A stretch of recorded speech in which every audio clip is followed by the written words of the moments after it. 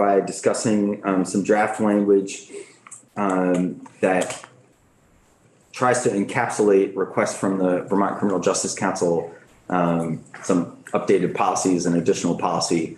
And here with us again is Tim Devlin of Legislative Council. So thanks, Tim, for walking us through this. Thank you very much for having me, Chair McCarthy.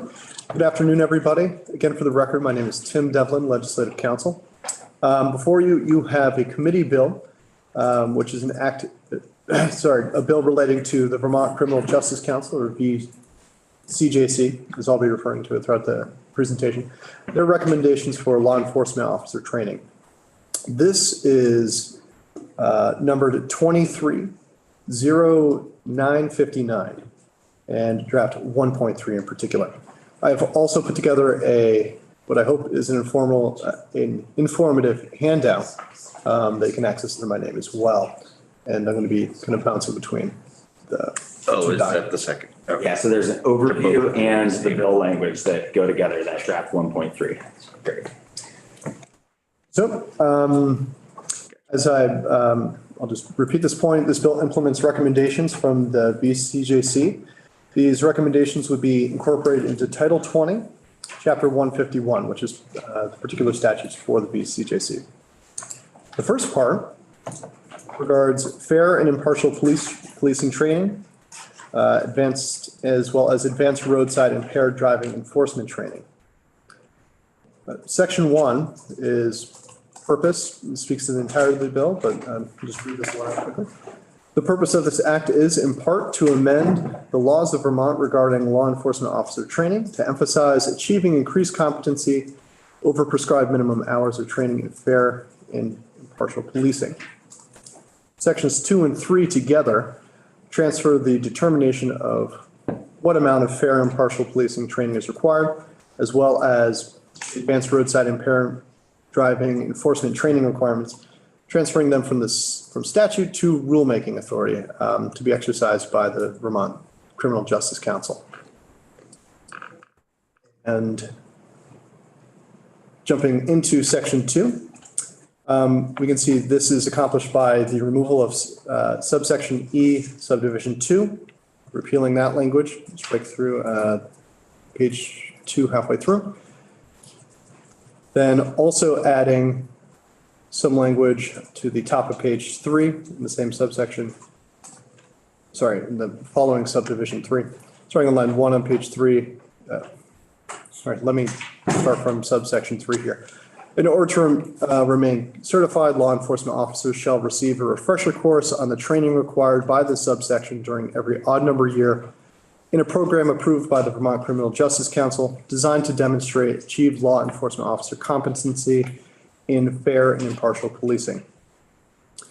Then we would skip down to subsection F, which is repealed in whole.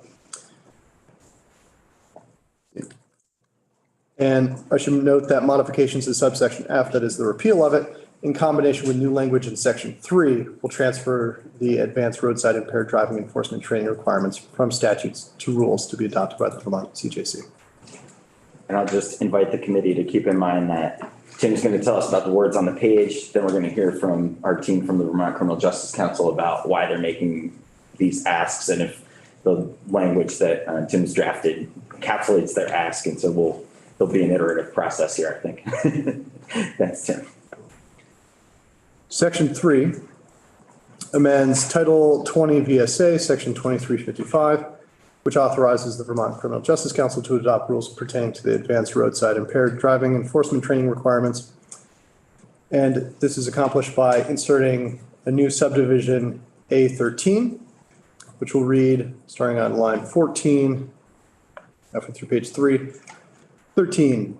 Advanced roadside impairment driving enforcement training programs and requirements for levels 1, 2, and 3 law enforcement certification, including minimum hours of training, prerequisites, and time periods for completion. Sorry, this is, the council should adopt rules with respect to that language. I'll pause there for a moment.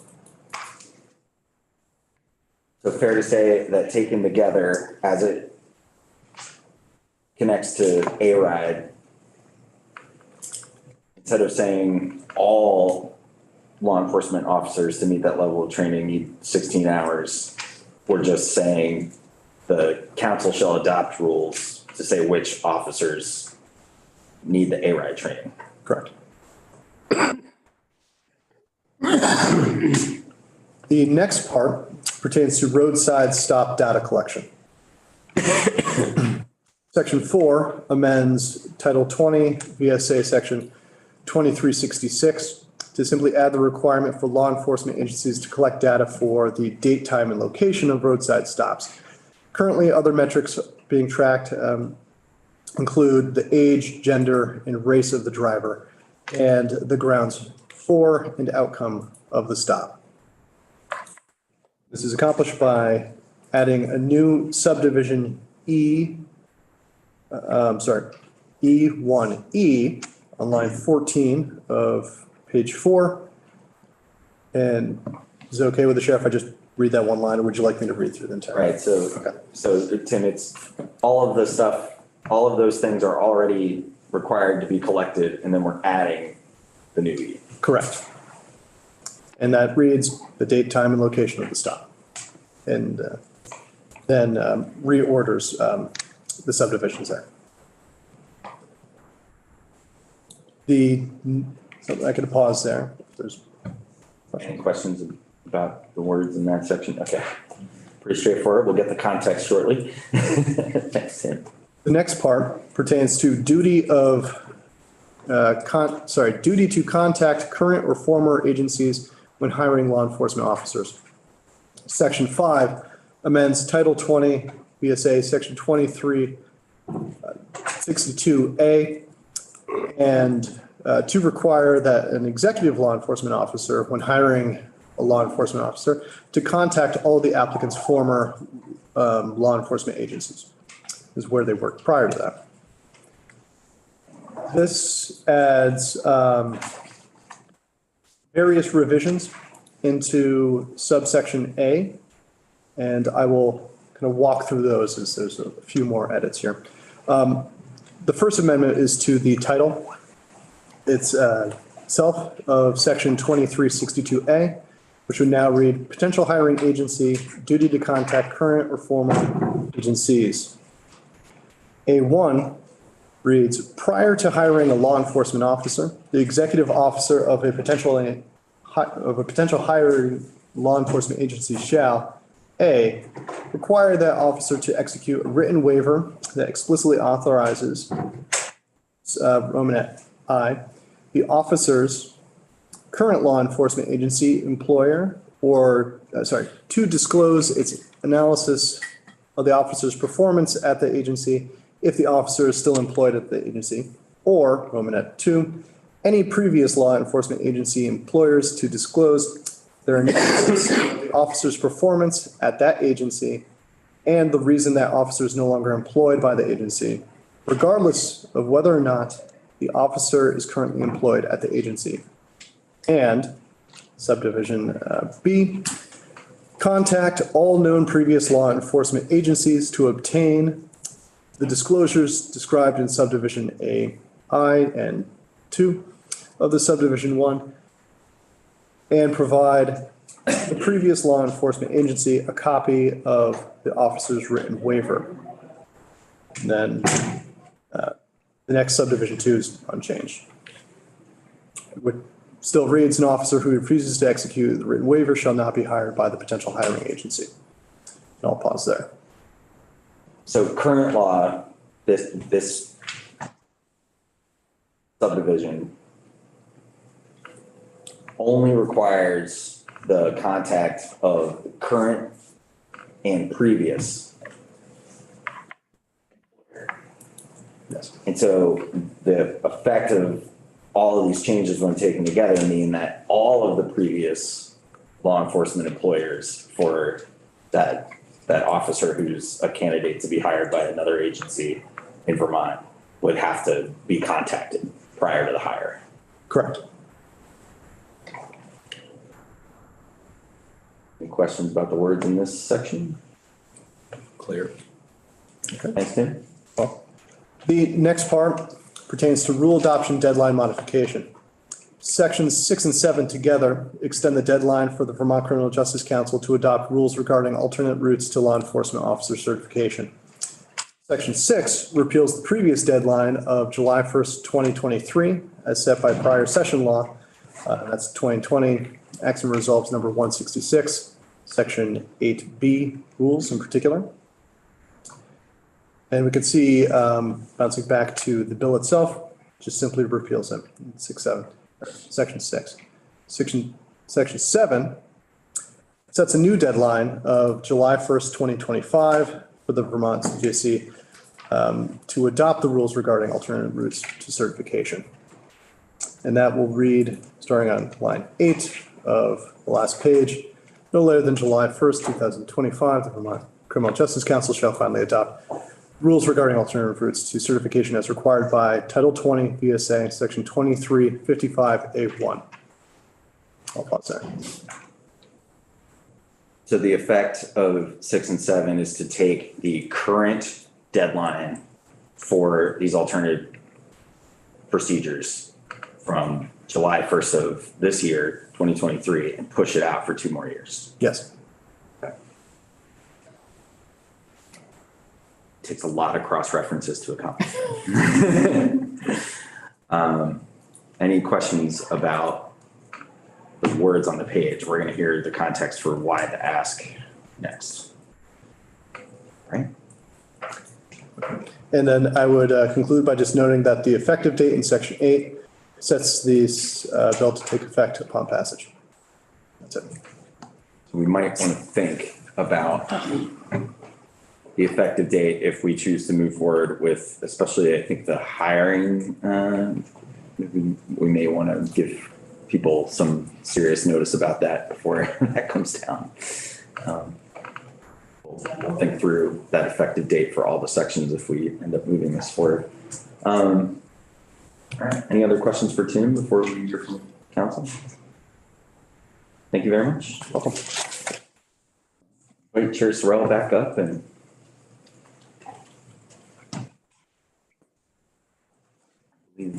they're the director and the deputy director and still online with us. Thanks for being here. And I will liberally defer to the deputy and the executive director because in certain of these areas, they know a lot more detail than I. But first, on behalf of the council, let me express appreciation for you taking up these matters, which might seem kind of minor and they're sort of housekeeping things, but they'd make our lives on the council and the operations of the academy much improved if you decide to make these changes.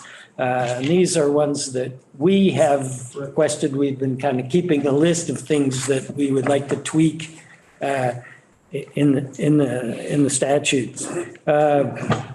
And the fair and impartial policing issue, it's just to try to remove the somewhat artificial requirement that it be X hours of training and allow us to concentrate more on the substance of training in the fair and impartial policing arena. And this ties in to a top priority for us as we went through the budget process with Governor Scott's administration of requesting funding of an instructor for fair and impartial policing. We do not have one on staff, and in fact, there's not a certified fair and impartial policing instructor in law enforcement in the state. And so the governor's recommend is to fund a full-time member of staff in the fair and impartial policing arena, which we would look to work on the overall curriculum and have fair and impartial policing considerations in more aspects of the not only the basic training, but the ongoing training of police officers in this arena, to have it be part and parcel beyond just, okay, essentially the cut and dried, no disrespect intended, of fair and impartial policing issues as important. Everything from, de-escalation in situations to interviewing across a whole range of police activities, to have fair and impartial policing considerations be a part of the operation of law enforcement and consequently the training of officers. And secondarily, a second position to along the lines of what's recommended by the auditor's office in their audit of us, to make sure that continuing education issues in the fair and impartial policing arena are actually being presented to and paid attention to by law enforcement around the state. And one of the observations, arguable criticisms of the council was that we weren't going out and looking in files in individual police departments around the state to make sure that there was a verification that Officer Jones had in fact had his or her X hours of training in this arena. So it's to get us to be much better in the fair and impartial policing arena. And it also relates to one of the other proposals here of requiring the date, time, location of a stop. I think I mentioned when I was before the committee before a few weeks ago that there's going to be a report issued, and I believe it's going to be the 28th in the next week, that's going to look at data that was analyzed from 2021 and we need improvement across a number of areas. And among the data that aren't reported in a surprising number of the cases is the date, time, and location of the stop. And that arguably also ties into fair and impartial policing issues. So we do away with the hours, leaving it to us to look at the substance to have a more effective training in the arena. The A-RIDE issue, Chris Burkell can speak in more detail on that. But right now the mandate is that all law enforcement officers in the state have this training. And I doubt that Chief Burke's going to stop someone, pull them over for DUI on the interstate going back to South Burlington. And I doubt that he's had the training. We don't have enough instructors to train everybody by the date that's in here. But secondarily, there are any number of law enforcement officers whose duties do not entail highway enforcement work. And so requiring a murder detective out of state police to have this training to deal with the suspected DUI is arguably not the most efficient use of his or her time and use of instructor's time. So allowing us to set up rules that say, given if you're responsible for these duties, then you need to have the training for impaired driver investigations and enforcement. I've mentioned the date, time, and location. That was recommended by the National Police Institute to us to make it mandatory, so that hopefully in the report that comes in from 22 or from 23, which will be in September of 24, that we get much more compliance and helpful information for us to have a real idea of what's going on with traffic stops, particularly in race consideration issues. And then finally, the the issue of looking to private employers, you would think that good practices or best practices would entail that, but I can speak from some experience that there are some law enforcement entities who have wanted to have an officer leave their employ and was very happy to have that officer be employed by some other law enforcement entity, either across the border in Vermont or maybe even elsewhere in Vermont. And actually being in a position through a waiver to look into the files of private employers even back. It's not just the most recent employer who might have information that would be helpful to a Vermont law enforcement agency in making good hiring decisions. So this essentially mandates statutorily what we think are best practices. It's check with private law enforcement employers to see what kind of an officer the candidate is or was. And then finally, it requires us to put these rules together on alternate routes to certification. And that's in the statute that created the council. The idea that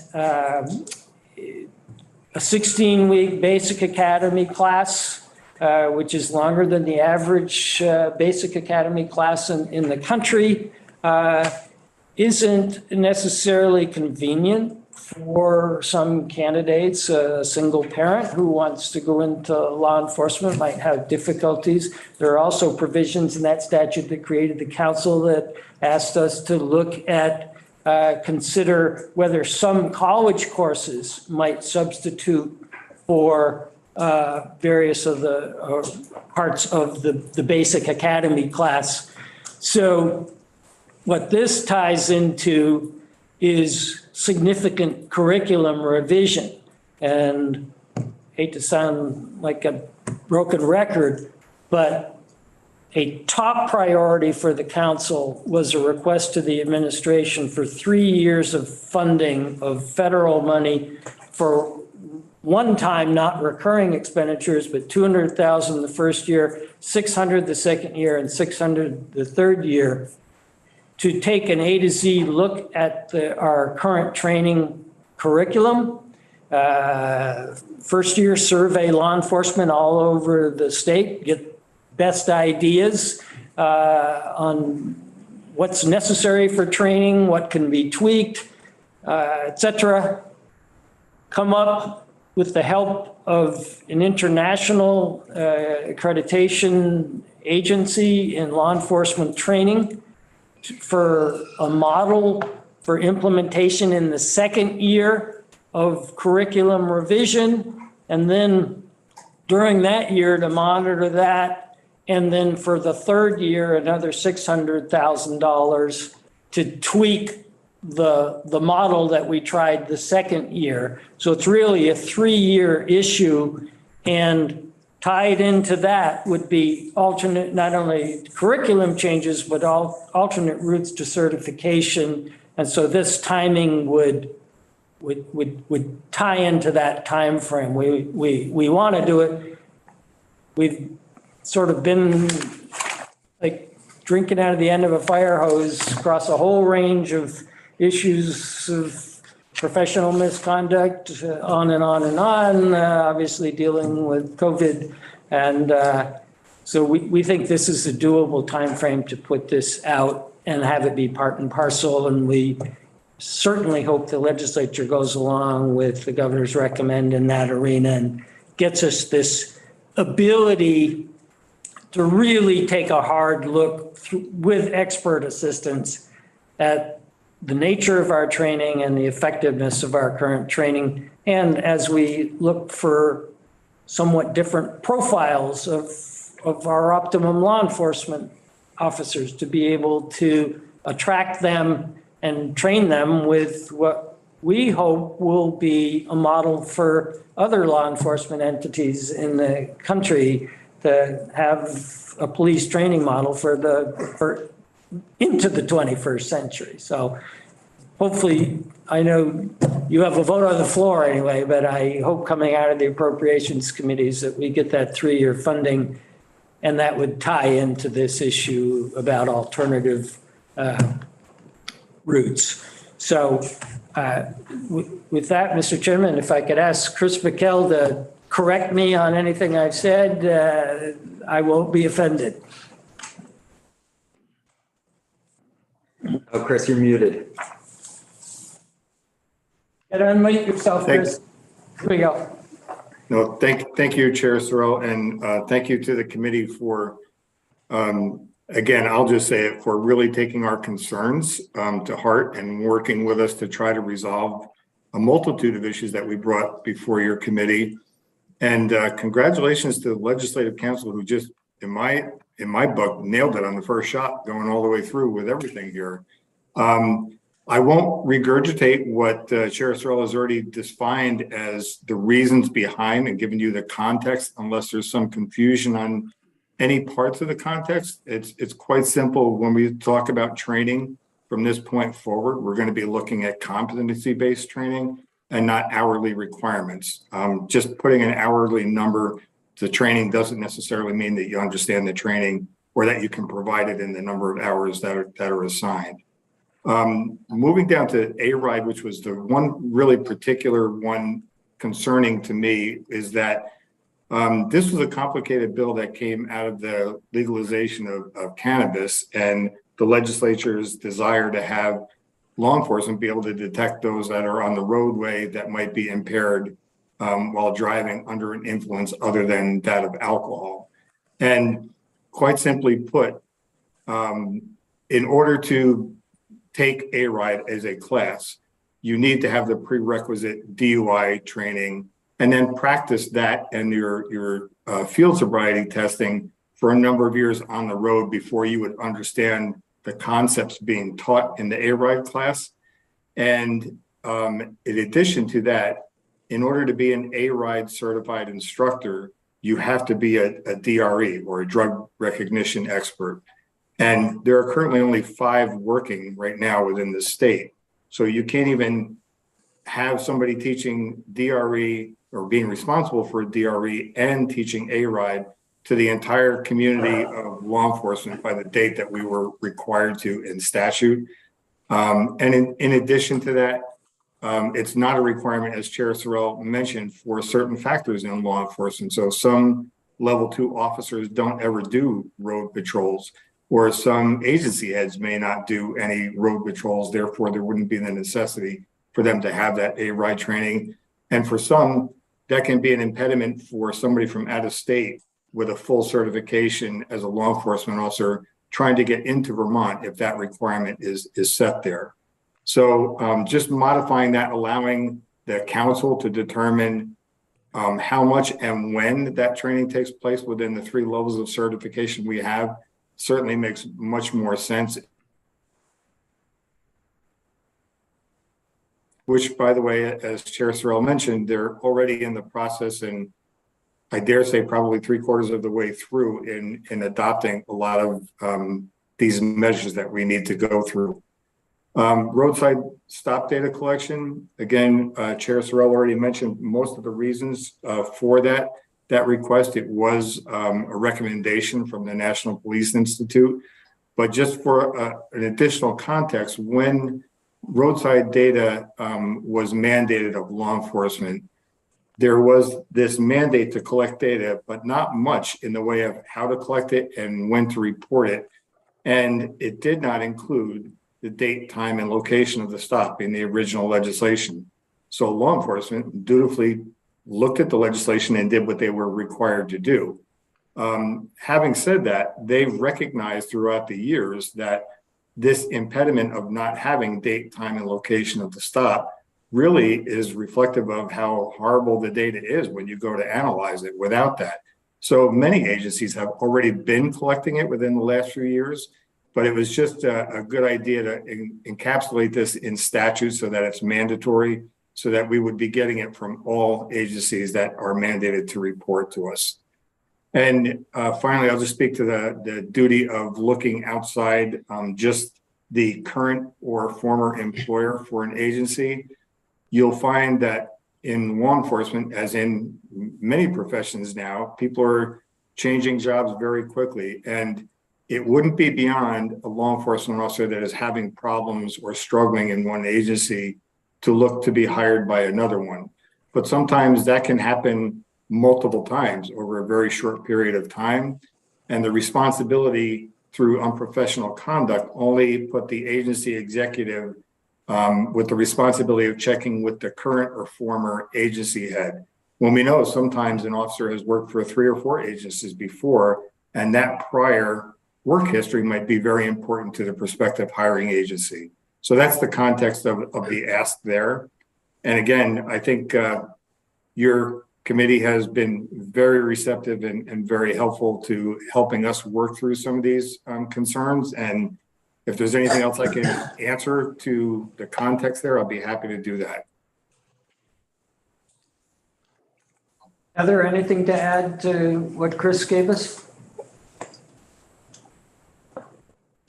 Thank you. Just that I think you can probably see where we're trying to go, which is to embed all 21st century concepts and skills into the full profession. And this 3-year project that folks are referencing has to do with all of us being able to say, if you have this job, you can do A, B, C, and holds the council accountable for delivering the training that connects policy to operations. This is long overdue, but I also want to remind folks that our request for a full review does not mean that it's not great training. The academy and the volunteer officers that train at the academy keep it running, and in my opinion are some of the best trainers that I've seen in the country. And I've reviewed training for over 25 years, to include with the Department of Justice and NIC as a consultant and trainer. So that I just want to be clear there that this review allows us to connect the dots so that we can build policy around misconduct that's focused on things like the prevention and detection and investigation of behavior that's unprofessional or irrelevant. It also allows for us to begin the process of full training and the liability in Vermont at the only academy, which is, I think maybe Maine, I'm not sure if Maine, I know New Hampshire has one academy for everyone, but this is uncommon. And with all of this will allow for us to standardize competency basics, not just in Vermont, but we would be able to continue to international certification. And I said, I know some of you have already heard me say this, but I think we're a little bit behind, and we'll quickly go to way ahead with the opportunity to move training in the direction of connecting it directly to professional regulation and policy. This is a very big deal. And the ARIVE requirement is a good example of good intentions, but not practical. And I think that I think the director before me had done some math, and it was going to take something like, with the number of trainers available and the number of officers, something like 8.5 years to complete that requirement. So this is the time to ask the question: what do you have to do in that job, and what do you need to stay relevant and certified with in-service and pre-service training? And the question of hours, that's a big deal. I think for too long, all of us, law enforcement isn't the only area this happens. We send people to training, often calling it awareness training. And when it comes to measurables with competency, the only way to hold folks accountable is to literally say, are you aware of the change? And those are performance objectives that we can't afford to have. We have to have measurable objectives that are action verbs and action items. And that will help us with our hiring, our recruitment, our retention. People want to know what the job is, and this is a way to do that.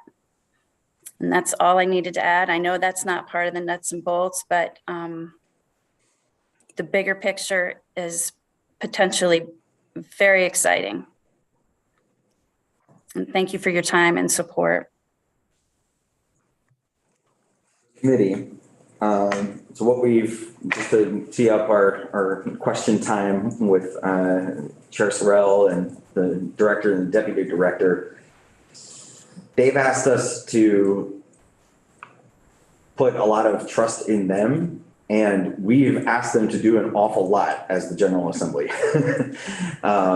Because they hold, as we've heard over the last few weeks with their presentations, the comments about the Domestic Violence Fatality Review Commission recommendations, and then their own legislative asks, which we've captured in this draft, they have the responsibility of training and holding taking complaints of misconduct and going through this process of reviewing whether it's appropriate for a law enforcement officer to be certified, and taking disciplinary action where it's appropriate. And those two things, the accountability and the training pieces, it's a lot to put under one roof.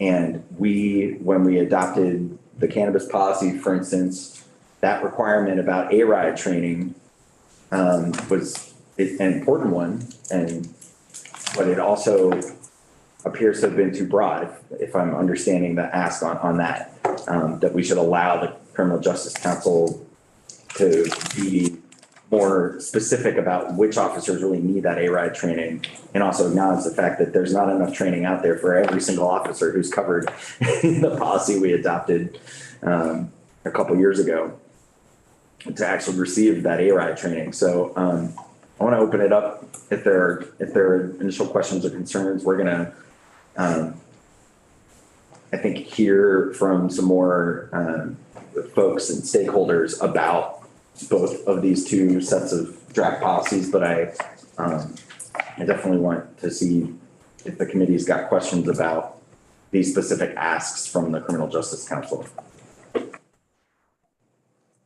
Representative Chase. I've got a more general one. How does Vermont rank compared to our peers, other states, federal agencies, international? I've heard anecdotally that our certification and training programs are pretty well regarded, but do we have any data or specifics on that? That sort of qualitative data that are comparison to outcomes and such. I'm not aware. Heather or Chris would be more aware of if there's some ranking system of police training in Oklahoma versus Montana versus Vermont. I'm not aware of it. I will say, just to reemphasize something that Heather said, is that we're quite unique in that most states have multiple police training agencies. I think Ohio has 40 or more, depending on whether you're state, local, county, or whatever. And so being the neck of the funnel, if you will, for virtually all police training in Vermont uniquely positions us to have control over the training that is provided, and it allows us, as we try to change training, to move forward as the idea of policing, the movement from the warrior mentality to the trained social worker who carries a firearm, and you try to attract, that maybe the the primary candidate to be a police officer isn't necessarily somebody who was an MP in the military. Could be a great officer, but might want to emphasize, given issues of dealing with people with mental health challenges, with addiction issues and such, thrust into high intensity, high stress situations where use of your lethal weapon comes to mind, that we want to train to use lethal weapon when necessary and appropriate, but not when it's not absolutely necessary and appropriate. So this idea of rather than the warrior mentality as cops versus the world, it's more we're in this community and we want to help the community deal with its societal problems with lethal force when and if necessary, but as a last resort by a trained officer in cases where it's absolutely necessary and appropriate, but not otherwise. So apologize if I went on, but I don't know the difference between Montana's training regimen right now and Vermont's. This entity with whom we will contract, this international training organization, will provide assistance to us not only on what other states are doing, but what other countries are doing in law enforcement training. And hopefully we take the best ideas and learn from what others are doing very well and avoid some of the, not mistakes, but maybe training regimens that are going to be best for what we're looking for out of law enforcement in Vermont. Apologize if the answer is not more definitive, but I don't know. And Chris or Heather, if you have a better, more knowledgeable answer to the question, please provide it. Well, I'll speak, and I wouldn't say more knowledgeable, but what I will say is that in our early conversations with the members of IABLIS who were looking for this curriculum review, they seem very excited about the work that we're already doing and what we're looking to accomplish by working with them. And one of the things that I think Vermonters can appreciate or should appreciate is the fact that we do have a residential academy model, which does mean that being a small state, everybody throughout the entire state of Vermont gets the initial certification training that is the same across agencies, across spectrums of what you do in your law enforcement agency. You're all getting the same training. So you're getting a very good base competency, good ethical training, good moral background, discipline model. That doesn't mean that that can't be replicated outside of a residential academy, but what we would hope to, and going to looking for further paths of certification, is that when we get this framework in place, while it might be able to be utilized elsewhere, it's going to have the same connectivity between all of the candidates that are receiving the same training. It's a very core, basic, fundamental responsibility of Vermont law enforcement that we protect and we work for the people of this state. And the staff here does a great job of accomplishing that. And we're one of a very small handful of states that have that type of academy where everyone from the entire state comes there and learns equally. Heather will answer this much more eloquently than I will, but it's just a personal feeling from the academy standpoint.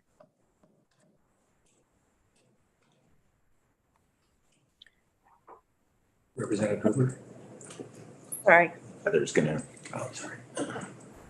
Go ahead, ahead. I can sit on that. Is there a question? I think Representative Hooper had another question, but I just wanted to make sure you were able to finish. Yeah, Yeah, we're all in the same boat. This is a challenge across the country. This is measuring training hours is the traditional way to do it.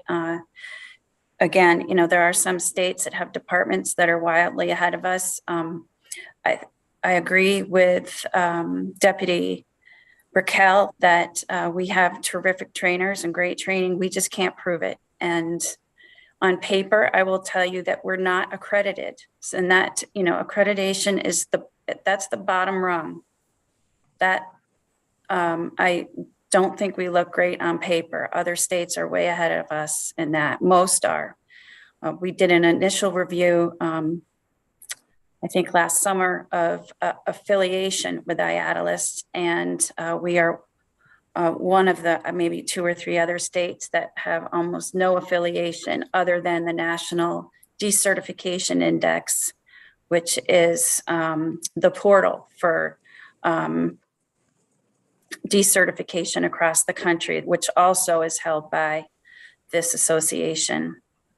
And when I say IATLIST, it's IADLST I always forget this one. International Association of Directors of Training Standards.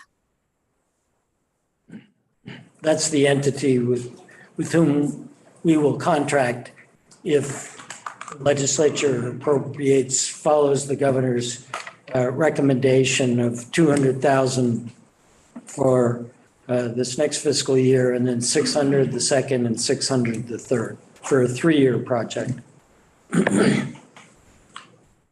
So that'll be one of the things we're asked to comment on for the FY24 budget. Representative Hooper. Thank you, Mr. Chair. Heather, I'm going to ask this of you and let it trickle down.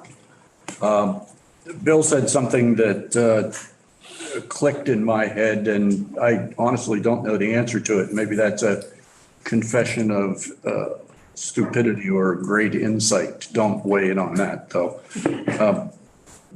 Bill said we don't know who decides what we want. And I don't know who decides what we want. What entity decides what we want our law enforcement community to be like? The other thing Bill said was we compare ourselves to other localities in other countries. And England, France, we have not seen them opt for, quote unquote, the paramilitary type of enforcement. In fact, most of the people that I've seen in France ride around like 4 in a car, and you'd think they could very well be college kids out on an evening of fun. But at the same time, you might come across 4 people in complete military gear walking around for serious enforcement. Who's making those decisions for us? I don't think we make those decisions here. Well, going forward, I would say the legislature created the council and added many different voices, representatives of a couple of NAACP chapters, a person with a history in his or her life of facing mental health challenges, someone who works daily with those with mental health challenges, the Human Rights Commission, the others. That the expansion of the old training council from 12 to 24, I think, was an effort by the legislature to bring many more voices into one entity that will seek expert help, but then make decisions on exactly what the training is going to be. But again, in the first year, if we get the funding of the $200,000, the first year will be to broadly survey not just law enforcement, but interested community members and organizations as to what optimum policing would look like, people want it to look like in Vermont for the immediate future and going forward. And then what's the training that would hold the most promise of affording that performance that is decided is what's optimal. Heather? That's a great question. And I think really what your question does is allows for us to talk about how big this project is and how meaningful it could be, not just for the state, but for the country. The development of a JTA would be this first step, and that's a job task analysis. And it's very complex, and that's because of the coordinating, not because a job task analysis is difficult. But to your point, there would be a project management team that kicks this off that includes community members, stakeholders, leaders in law enforcement, line staff, academy staff, and council members. That those survey questions will be developed by Vermont. And they are to, this is the first thing that we need to do, which is to recognize what the profession is and where it's going.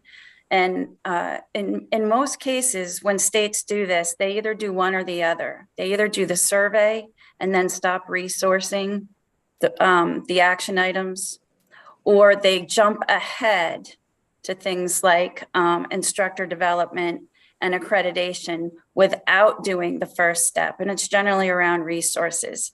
This is why it takes 3 years. And to your point around, what an officer does in London compared to Vermont, Vermont has its own set of specifics with regards to community needs and whether it's urban or rural. And this has been on the IACP agenda for years. This is not a new conversation in terms of like what skills we need to bring to a situation. And then of course, there is the issue of staffing shortages. So that also has influenced what the job is over time. That's going to take a few months. That's the first step in the bigger project. The next step is matching up what we train to what we think the job is. And it's not, law enforcement isn't the only profession where we work out of our job descriptions because things change quicker than we can change policy and content. That's what we have to recognize. And that's what we have to address. In many cases in Vermont, we're ahead of the game, but it's not reflected. This also will assist us in developing what we see in this state as the core competencies. What do you have to know how to do?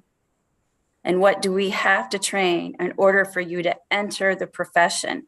And that should be the basic requirements, regardless of whether you are state police or sheriffs or municipality. This is the skeleton for tier-based training. And tier-based training does two things. One, it's more measurable. And two, it's kinder to our resources. Because when we can say, this is what you have to know to even start, we'll be able to say, all sheriffs have this, all troopers have this. That frees up other resources to move in the direction that we want to around advanced training, so that it's not just core competencies and de-escalation, for example. You might not get 4 hours. There might be 40 hours. There might be instructor development in that area. I don't want to go down the rabbit hole. I might have already done that to you, but the point is,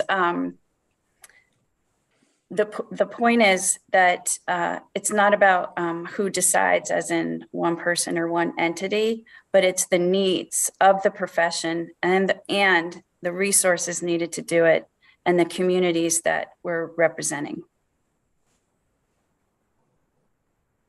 Before I go to Representative Morgan, I just wanted to say the law enforcement agencies that require the training, that require the trained professionals to come through the academy are all wanting there to be slightly different things. There isn't one version of law enforcement certification. And But there's a real desire, I think, to work with you and those stakeholders, all of those dozens of agencies across the state. They want to see the Criminal Justice Council be successful in being able to train more officers because they have a shortage of certified law enforcement officers. So that labor shortage is one of the things that I hope we're able to craft the statute and you're able to implement over the next couple of years. And that's kind of where we're going. But what I'd like the committee to try to drill down on as we look at this language in these proposals is how much of what we want to say about our values and what we need to have in the training do we need to spell out very specifically in statute versus how much do we want to say here's a guideline or a guardrail or a value and go implement it in this tiered structure that you're aiming for Vermont Criminal Justice Council. So that's how I'm thinking about this language. And we're going to hear from other stakeholders, I think, that may look at this language and say, no, we need something more specific here or there. And I don't intend to just pop this out of the committee. I think we need to take at least a couple of days of testimony and hear from some other folks and stakeholders about it. So I'll go Representative Morgan and then Representative Waters-Evans. Sure, thank you. Mine, I think, is more of a comment. If somebody wants to comment or chime in, and I have to feel free, but of those testifying or anybody else in the committee. But I guess I'll just be blunt. I don't know any other way to say it. I'm hearing that we possibly taken away like the paramilitary component of policing to a degree. I got it. And then we as politicians, so it's a double-sided thing. What Representative Hooper talked about, who's the we that makes those decisions. I think we've seen in this country and state where politicians maybe have made too many decisions on what that ought to look like and unintended consequences maybe. Or as Governor Scott would say, the chickens have come to roost on certain components of this. So I think we have to be very careful because there is and there always will be a component of our society that doesn't care about abiding by rules. So you have to have some level of enforcement and some, maybe many of in this room and elsewhere would disagree with my approach or my philosophy on that, but you can't just remove that component and expect that everybody's going to play well in the sandbox. It ain't going to happen. So I don't know if I'd use the words deeply yet, but maybe I will. But at the moment, I'm concerned with some of this, but maybe unless I'm misunderstanding, I think we have to be careful we don't overshoot the wrong direction. And sometimes that happens in our world. So I think we have to be very cognizant, very careful. I may be the Lone Ranger in that philosophy and thinking that, but there's a time and place for that. If you watch the news this morning, last couple of days in Austin, Texas, lawlessness going on there. The only way you stop that is bringing in the heavy hand. I'm sorry, whether you like it or not. And so we have to be careful we don't.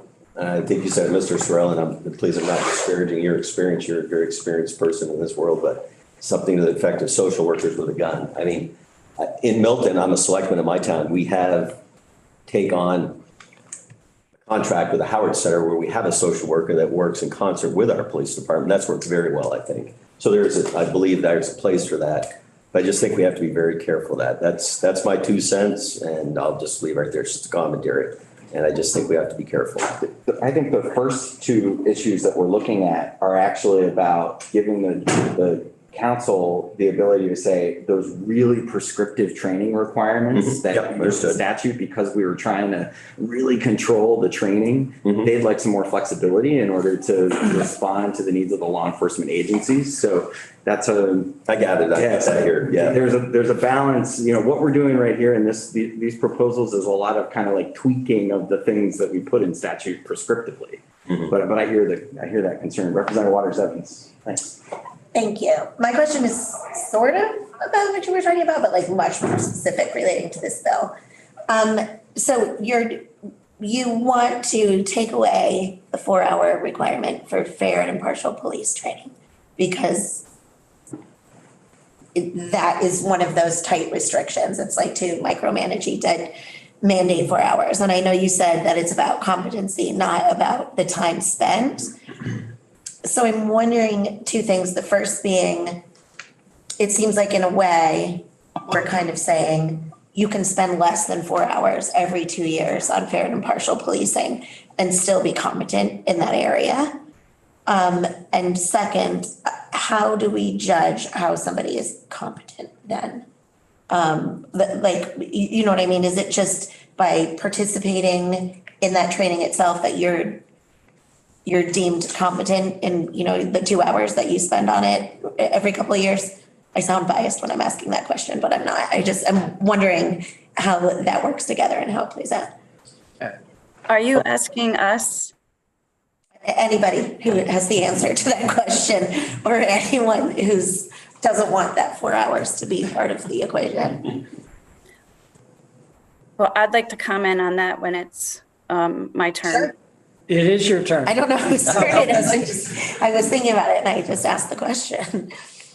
I'll start by going back to the previous question, and I appreciate both your questions. I don't know what it is, but for some reason, I have been giving the impression that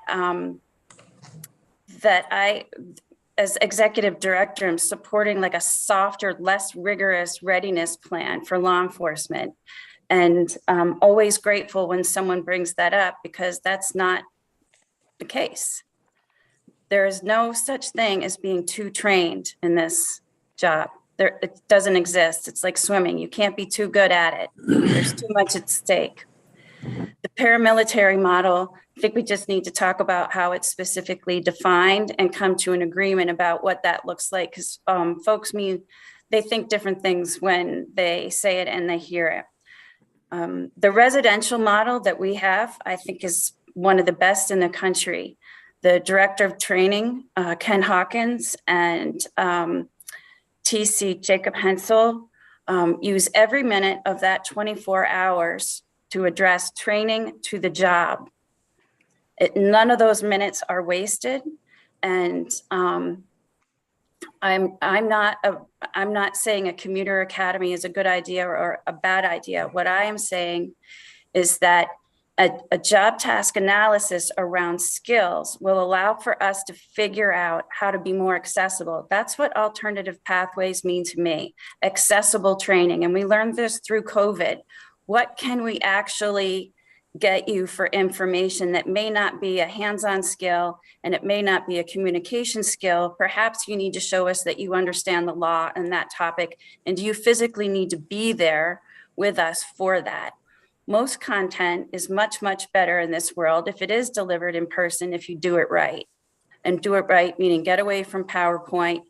All of our modules, in my opinion, need to be scenario-based. And scenario-based means that each of our scenarios would be a reflection of what's going on in our communities. And that means our role players and our volunteers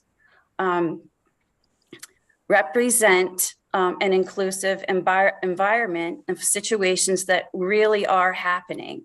And that is a complex process. And we can, in fact, measure competency in fair and impartial policing, which FIP is like anything else: diversity training, harassment training. It can be 2 hours, it could be 2 weeks, it could be 2 years. But on the job, for us, it means by the end of this training, you will be able to intervene in the following situations, and we name the situations. We teach you the skill, and then we measure whether you're doing it properly, whether it is face-to-face or whether it is a written exam with the support of a scenario. But the point is, it's never crossed our mind to ask for less training, but more be responsible to you and be able to tell you what the training provided, what the skill was that we were delivering, and how we know whether they can do it or not. That's what we need in terms of latitude. Also, there are areas where we learned FIP is that's another area where it's concerning to me that the new recruit gets the same training as the chief or the major and the colonel. And it's not that not everyone should be versed in the content, but if there's going to be a several-hour training as a chief, what I want is that content delivered in a way that I can be leading, systems thinking, how to hold staff accountable, what's current in that training area, and not just going to something that I've already been to before because it's mandated.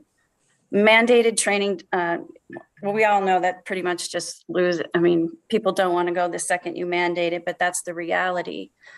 What we want to do is be able to advance each topic in a way that we can say a recruit gets the following and the next level gets the following. And your skills in intervening with a person in crisis, with a person who is deaf, with someone who doesn't speak English, we'll be able to tell whether you're able to do that or not based on real life situations. And that's not easy to do, by the way, which is why we need to have the latitude to do instructor development, to bring in the resources that we need, and to be current always. And you'll hear that one of the hardships of the council and the academy is that we rely so heavily on volunteer officers around the state. It is a hardship. It's hard for us to coordinate, and it's hard for departments to provide trainers. But I would never want us to stop doing that, because what we are getting is current, on the job voices that are relevant. And we're not working in a training vacuum where you have a core group of trainers who just cycle the same content. One of the things that makes this really difficult is also what makes Vermont really special, is that best practices are getting shared every day by people who are doing the job. And we want to support that and have our curriculum, our content, our accountability, our development, and our certification reflect what's working and put language to what's working.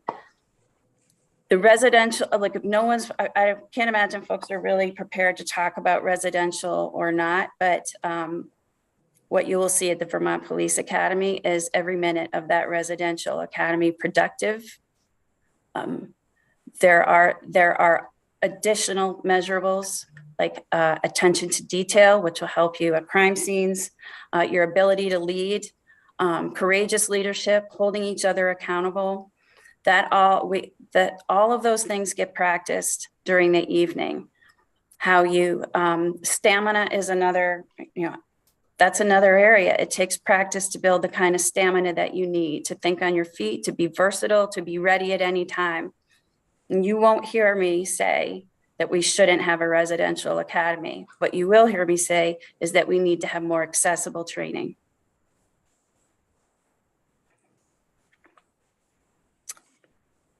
That's it from me, hopefully.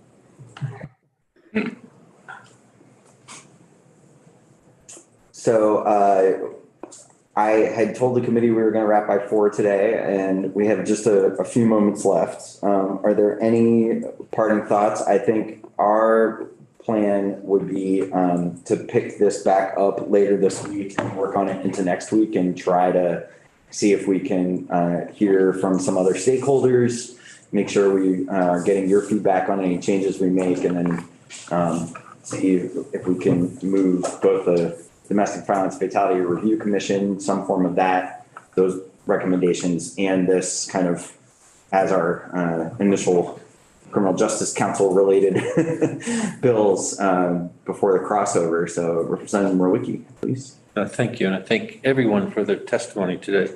And I hope we can hear later on this week from some of the people who have been advocating and get their take on what we're talking about. This was a pretty deep dive into criminal justice council policy, which I knew when we had you in here about a month ago for your intro, we would get to. It's been it's been a bit of a journey to get language and get started here, but I think we've made some good progress in bringing the committee up to speed on what some of the challenges are and some of the things you need us to take action on. So thank you so much for spending this afternoon after having a big meeting this morning. I really, really appreciate the team and all of the work that you've been doing, chair and director and deputy director. We will look forward to working with you some more in the next few days. Well, again, our thanks for the seriousness with which you're taking our requests and our experiences. And it's very gratifying to us to see you listening to us and considering what we're asking. So you're serving us extremely well. So thank you. Thank you. Thank you. So committee, I will let our chair and the staff from the Justice Council go. We will be back tomorrow morning at 9 o'clock. We're scheduled to hear a couple of bill introductions, and then we're going to do some work on the elections proposal. Director Senning has one more piece that he's asked us to look at that I think I flagged before around the return of overseas ballots from service people and also disabled Vermonters. That's an accessibility improvement, I think, that he wants to put on the table for us to consider. And then I've got some language that I think may help us make progress with the fusion candidates in response to some of the testimony that we've heard that I'd like to consider an update to that. So that'll be the big news for tomorrow morning. And then in the afternoon, tomorrow, we'll have a presentation of the Cannabis Control Board's housekeeping bill that I also want to try to take testimony on and work on before crossover. So my hope is that in the next few days, we'll get the elections and domestic violence fatality review commission pieces, and then we'll work through next week and on the Criminal Justice Council bill and Cannabis Control Board, and maybe a couple of other pieces that might be a little bit easier to tackle. Representative Hooper. Thank you, Mr. Chair. Last week before last, I don't remember, it's COVID time still. You maybe jokingly asked my two neighboring representatives here to look over the military bills that were on the wall and decide if we could do this, that, or the other thing. And I'm getting, I don't know why, still live. Questions from some military organization, national prominence, about what's happening with stuff. Do we have an idea if we are going to get any of that before crossover? It is my intention to take up a couple of those pieces. So we'll do some bill introductions probably the beginning of next week. Okay, great. But I'd love to get feedback from the committee about which pieces are priorities for folks to take up. Yes, it is my intention to do some focus on we basically have 3 weeks. So it's amazing how that time has flown because we have that break. Yeah. And we have to have bills out of their last committee of record in order to make crossover by March 17th. Correct. Do we still have the policy in place where we take up committee members' bills first? That can be a committee discussion. Yeah, that can be a committee discussion, but I think if there's a bill. 100% a bill.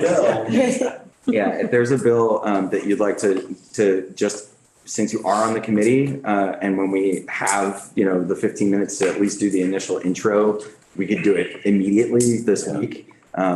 If you to be quite candid, I know that we have priorities and injecting something is not necessarily my desire, but a lot of them are up there because people think they're worthy.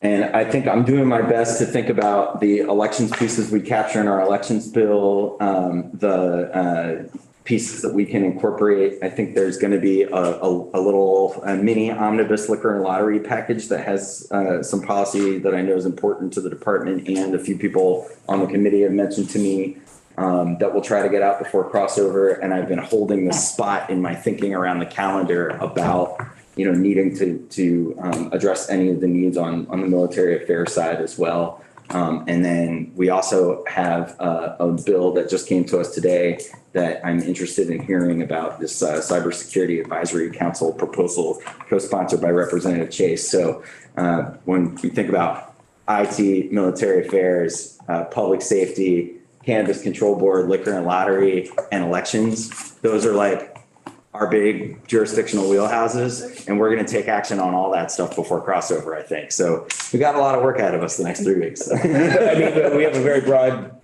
jurisdictional bucket. I think we're, again, back to like great work team. I think we're doing a really good job touching on pretty much the entire expanse of that. So we'll be ordering pizza. I've been trying to grind, man. I've been trying to keep the days efficient and so that we can have the time to work on language and talk to constituents and stuff on the beginnings and the ends of days. But there will be some of these days where we start before 9 or end after 4:35 because we do need to get the testimony in here or do the work on the bill. So we might have a few long ones in here, but I'm going to try and keep us efficient. And please, come to me, shoot me an email, shoot me a text, come find me after committee if we're touching on something that is raising an alarm or if we feel like we've left something on the wall too long. And we do have a second year of the biennium where we'll hopefully have our legs under us as a committee and be able to take a few of these issues that I don't think are life and death, but I think could be really useful for Vermonters there are a bunch of bills up on the wall that I'm just interested in, but we haven't really had time to prioritize just yet. So colleagues have given us a lot to chew on. Thank you so much, everybody, for the hard work today. Great questions. And I know this is really dense. The stuff around law enforcement training is really serious. And appreciate everybody being so diligent. So with that, we'll adjourn for the day and go off.